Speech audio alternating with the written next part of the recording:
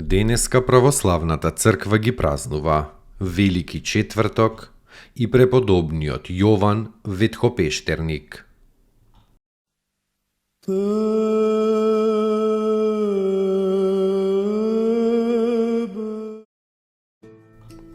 Велики четврток.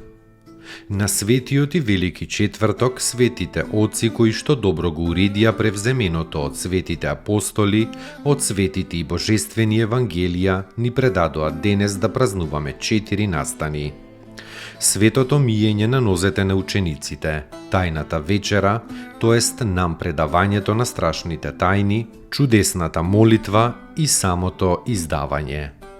Бидејќи јудејската Пасха мораше да биде направена во петок, а бидејќи приличеше вистината да биде во согласно со праобразот, тоест тогаш и Христос да биде принесен како Пасха за нас, Господ Исус Христос по зборовите на светите оци ја направи Пасхата со учениците пред тоа во четвртокот навечер. Таа вечер и целиот петок јудејците ја сметаат како еден ден. Тоа го направи за да не биде престапник на законот. Потоа, покажувајќи им го на учениците направеното, им ја предаде тајната и на нашата Пасха, во големата горна одаја, кога веќе беше настапила ноќта. Гледате дека тоа не беше законска Пасха. Тука се седи, тука има вечера, леп и вода, а таму се е печено на оган и бесквасно. Како што велат стиховите на тајната вечера. Двојна вечера се поставува, Пасха законита и Пасха нова, крвта и телото Господови. На Велики четврток Господ Исус Христос ја востанови светата тајна причест со зборовите: земете јадете, ова е моето тело, и пијте од неа сите, ова е крвта моја на новиот завет, која за вас и за мнозина се излева за отпуштање на гревовите. Овие зборови можат да се слушнат на секоја света литургија, чија што централен дел е светата причест. Господ Исус Христос со миењето на нозете ги поучува учениците да не бараат старешинство.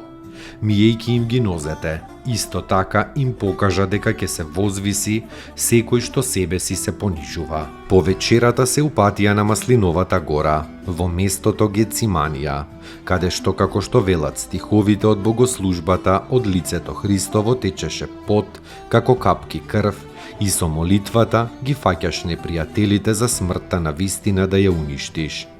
Потоа Јуда, со војници и народ, му се приближи на Исуса Христа, го целива, со тоа давајќи им знак дека е тој. Тие го фатија и врзан го доведоа во дворот на првосвештеникот Ана, каде што веќе се беа собрале обвинителите Христови, фарисеите и книжниците. Ние, значи, празнуваме и со страв правиме спомен на тие страшни и неискажани настани и дела. Достойно est Јаково истину, блажити Тја Богородицу, присно блаженују и пренепорочну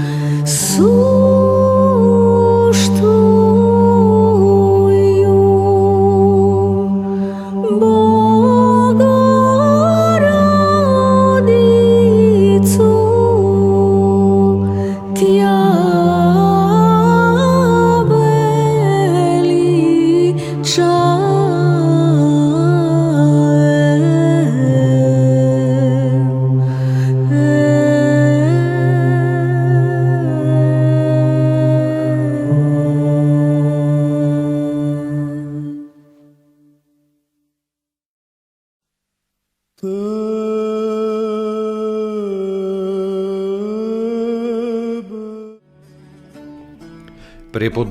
Јован, ветхопештерник, се подвизувал во така наречената ветха пештера или лаврата на великиот Харитон во Палестина.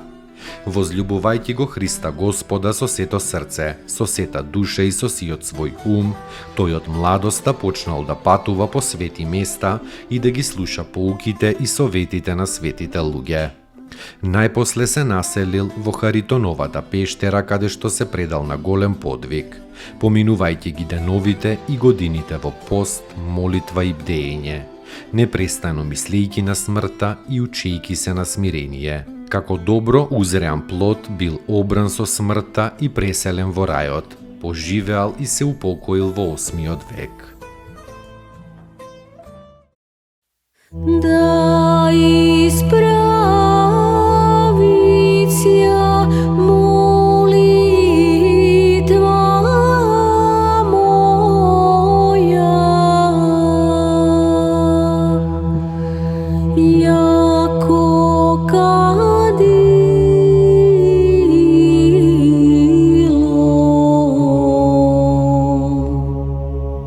пред Тобою,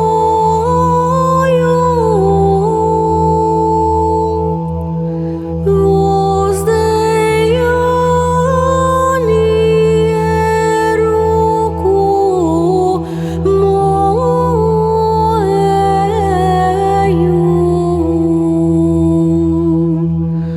жертва